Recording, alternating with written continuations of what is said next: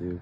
I have a 1997 Ford F-250 Powerstroke, and I was wondering how much y'all think it's worth. Yeah. 7.3 liter in it. 142,000 miles on it. Very clean interior, no rust, highly original. Only thing done to it was cold air intake, but there is frame rust, but that's just surface rust. So I mean, very clean on this truck, very clean. 2-wheel drive, like I said. But I was just wondering how much you guys think it's worth. And yeah.